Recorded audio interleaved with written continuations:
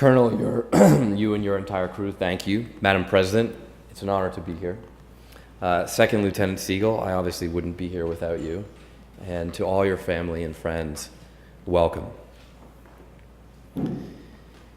I first met Second Lieutenant Segal when she interned in my DC office.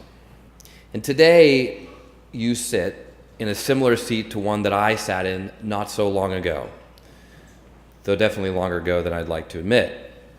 And my journey to that seat, like yours, was somewhat untraditional. I first decided to serve in the Marines during my time at Harvard, a place with a rich history of serving our country, but which I attended at a time when that tradition had faded. And I'll happily admit that as an 18-year-old, I was far more focused on studying and making friends and trying to turn around my unsuccessful dating life than I was on serving our country. But then I began attending Memorial Church, a church that looks a lot like this one, just a little bit larger. And it's a church that was built to honor the hundreds of Harvard men who gave their lives for our country in World War I. Not long after the church was finished, a massive marble wall of names was added for the 697 Harvard men and women who fought and died in World War II. That church was where I met the man who changed my life, a man without whom I would not be in Congress, would not have joined the Marines, and would not be here with you today. His name was Peter Gomes. He was my friend and mentor, and he was the minister of the Memorial Church. He was a man whose identity and circumstances could easily have defined what he could and could not do with his life, but who instead was strengthened, much like our country, by the challenges and contradictions inherent to his existence. He was a black man who grew up in the 60s and preached at a predominantly white university, a gay man in a time of intolerance, a Republican who held the Bible for Reagan's inauguration, who later became a Democrat to vote for one of his students after he felt the Republican Party had left him. A man whose wisdom armed you with the courage to approach the day, and whose winking humor gave you the courage to approach him. His life always inspired me to reach for more in mine. Peter shared countless pieces of wisdom and advice for us undergrads. He reminded us, for example, that we were following a proud, centuries-old tradition of men and women who earned degrees from such a great institution, like this one, and that a vast, vast majority of those graduates amounted to not much. He was always good at keeping our egos in check. He also reminded us that it's not about who you know in life, but whom. Come on, Amherst can get that joke. But most of all, he reminded us to make a life, not just a living. And part of that life, he preached every Sunday, should be in service to others. He noted that many people in Cambridge think it's enough just to support service or support others who serve. But he challenged me to go out and do it myself.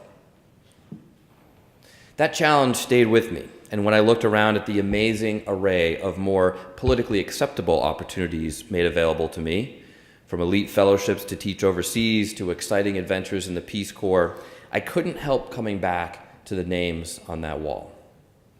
For my entire life until that point, I had thought of those names of veterans as figures in our histories, heroes from another time. But suddenly, I was their age, sitting in their seats.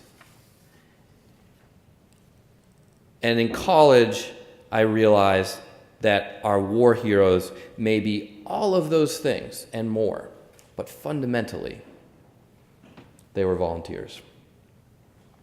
I saw my face and the faces of my college friends in theirs, and I knew that I needed to do my part. Now, my friends at the time thought I was crazy. I'm sure some of yours agreed. My parents thought I was crazy and disrespectful. But I decided to join the Marines to try to give just a little bit back to the country that had given so much to me.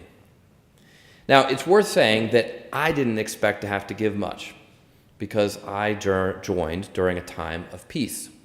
I graduated in June of 2001. But I had so much admiration for those who gave all. The Marines promised a rifle and a hard time and said that I could join if I made the cut. Fortunately, I did, and I sat where Second Lieutenant Segal sits today. And to this day, I've never been more proud of anything in my life. I'm proud to be serving in Congress. It's the second best job I've ever had. I share that story because I see a lot of my own journey in yours, and because I recognize how it would never have happened without others, people like Peter. Of course, Rebecca was well ahead of me in life at the age of 18 because she decided to join before she even started college. My wife would remind me that that is because I'm a man and we are generally immature. I see that, like Peter did so often, she is doing something principled and different from what most people would have expected. She is challenging assumptions and choosing a path that is as difficult as it is admirable. And I know that the Amherst community hasn't always made this decision to serve, fundamentally to serve them, to serve all of you, easy. Like me, she has had great mentors in school, people like the president of the college, Biddy Martin, and the chief student affairs officer, Suzanne Coffey. Is she here today? People like that have helped her along the way, but she's also had professors who told her not to take her class because she was an ROTC. Outright discrimination at an institution that prides itself in unbounded inclusivity. But Rebecca has risen above it. She's not choosing to serve conservatives or liberals, Democrats or Republicans.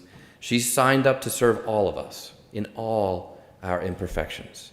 She's signed up to serve our country in all of its imperfections.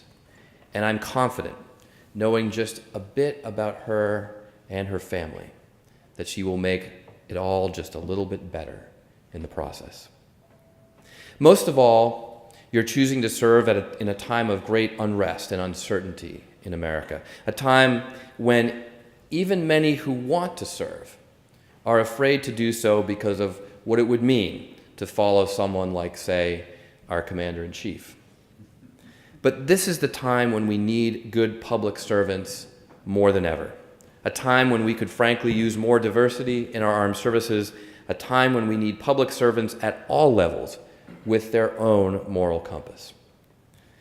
You know, the walls of that memorial church back at Harvard are lined with the names of students who fought and died for our country in World War I and World War II. But there is only a small bronze plaque for the mere dozen or so Harvard graduates who died in Vietnam.